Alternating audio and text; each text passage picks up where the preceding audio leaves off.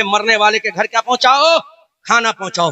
बेटा जवान छोड़ के चला गया, बाप बूढ़ा बेचारा चला गया। और कभी कभी तो ऐसा होता है जवान बेटे का जनाजा उसका बूढ़ा बाप उठाता है, जिसमें लाठी उठाने की ताकत नहीं, वो अपने बेटे के जनाजा उठाता है, अपने बेटे की लाश उठाता है, अपने बेटे का जसद खाकी उठाता है। पूछो उस बूढ़े बाप से क्या गुजरती होगी। वो अभी काउंटलों मिट्टी में अपने बेटे को दफन करके आया है। अब वो तुम्हारे लिए बिरयानी का इंतजाम करे, तुम्हारे लिए मुरादाबादी बिरयानी का इंतजाम करे, तुम्हारे लिए हैदराबादी बिरयानी का इंतजाम करे, तुम्हारे लिए बरेली वाले कोरमे का इंतजाम करे, तुम्हारे लिए बरेली के शीरमाल का इंतजाम करे। नहीं नहीं मेरे भाई हो, तुम उसकी यहाँ मत खाओ और उसको मना कर दो कि तू खाना मत बना, हम खाना पहुंचाएंगे। खुदा की कसम एक बार ये अमल करके देख लो, हमारे माहौल में सुधार आ जाएगा, हमारे माहौल में मोहब्बत का रस खुल जाएगा, प्यार का नगमा, प्यार का तराना बच जाएगा हमारे मोहल्लों में। ऐलान कर दो, ऐ भाई तेरे घर का जनाजा उठा है, तुझे 3 दिन तक खाना नहीं बनाना है,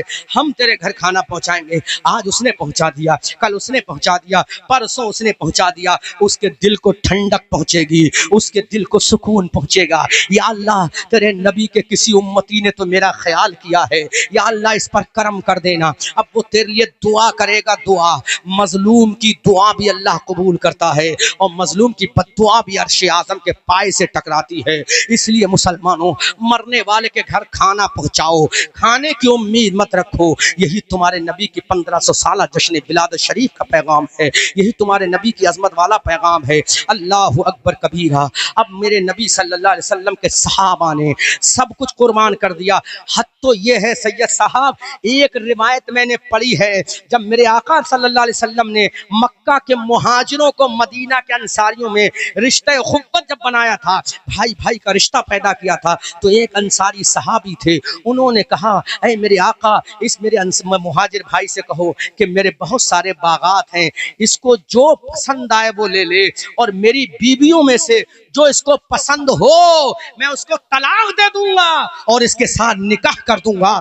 और तो करो, ये मोहब्बत थी, कौन देगा अपनी बीवी को। उन मदीना के अंसारियों ने कहा मेरे आका, मैं इस मुहाजिर भाई से कहो जो मेरी बीवी पसंद आए वो इसको मैं दे दूंगा, मैं तलाक दूंगा, वो इद्दत गुजारेगी और इद्दत गुजारने के बाद इसके निकाह में कर दूंगा। ये जज्बा था, इसीलिए तो अल्लाह ने उनकी अजमत का खुतबा पढ़ा कुरान में।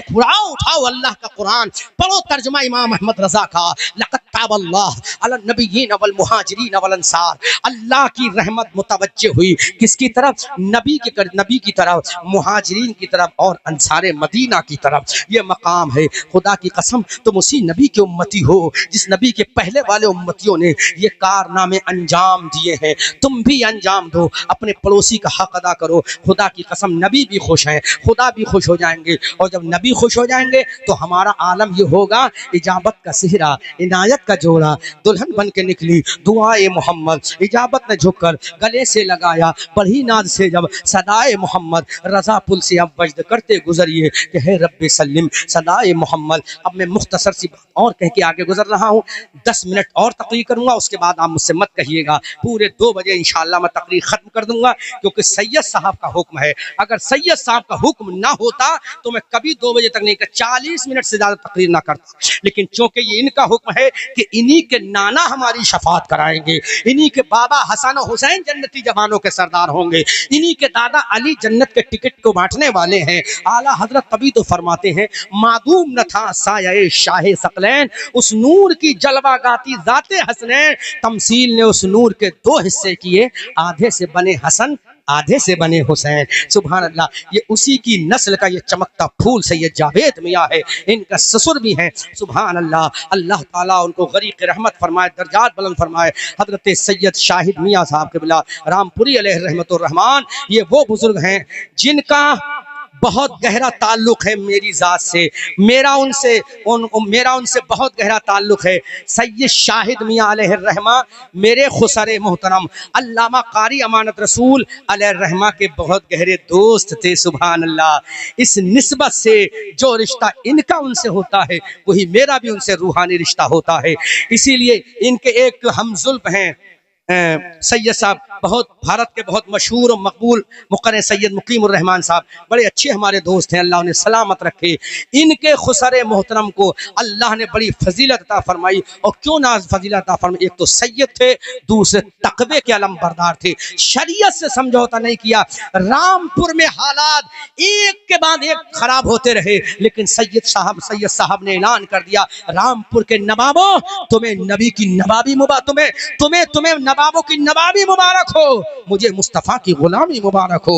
और जब तक वो मर्द कलंदर जमीन के ऊपर रहा, अल्लाह उसके रसूल के तराने गाता रहा। और जब जमीन में गया तो ये कहता गया, लहद में इश्क रुखे शह का दाग लेके चले, अंधेरी कब्र सुनी थी चराग लेके चले, मैं सो जाऊं या मुस्तफा, कहते कहते और खुले आंख सल्ले अला।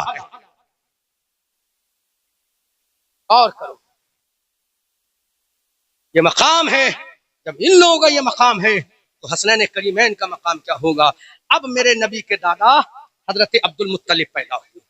कौन पैदा हुए? मेरे नबी के दादा। बोलो जोर से बोलो।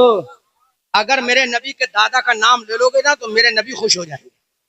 अभी मैंने सैयद साहब के खुसर की तारीफ की, सैयद साहब का दिल बाग बाग होता होगा, गदगद होता हो कि मेरे ससुर की तारीफ हो रही।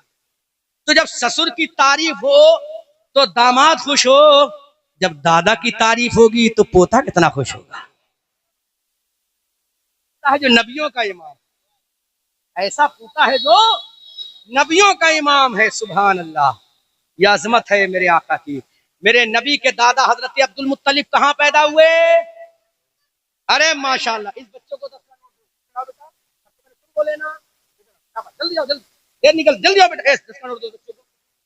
सबसे हमारे नबी, जल्दी लो, सबसे हमारे नबी के दादा कहाँ पैदा हुए? बोलो, हमारे नबी के परदादा का नाम असली क्या था?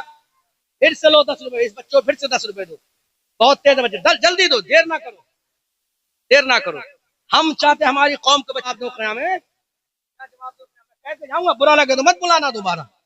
सैयद साहब कह के तो जाऊंगा, बुरा लगे तो मत बुलाना, दोबारा मत बुलाना गांव में, लेकिन कह के जाऊंगा। अगर दिल को अच्छा लगे तो सुभान अल्लाह कहिएगा, वरना खामोश रहोगे तो मैं समझूंगा शायद तुम्हारे मिजाज के खिलाफ तकरीर जा रही है।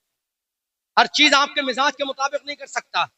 एक सर्जन जब सर्जरी करता है तो पहले आपके इंजेक्शन भी लगाता है, फाड़ता भी है, लेकिन बाद में क्या करता है, जो गंदगी होती बाहर कर देता है, मरहम लगाता है, प्यार से सिलाई करता है, पट्टी बांधता है, हाथ सहलाता है, फिर कहता है बेटा अच्छा लगा कि नहीं लगा। तो वो तुम्हारा दुश्मन नहीं होता। इसलिए मैं सर्जरी कर रहा हूँ, इसको माइंड मत करना, बुरा मत मानना। आज भगोने भगोने, बरेली में भगोने बोलते हैं, यहाँ क्या बोलते हैं? देगे या पार्चे? भगोने, देगे, पार्चे, जो भी बोलते हैं, पार्चे पे पार्चे उतर रहे हैं, भगोने भगोने उतर रहे हैं। जबकि हमारे तुम्हारे नबी इरशाद फरमाते हैं सल्लल्लाहु अलैहि वसल्लम,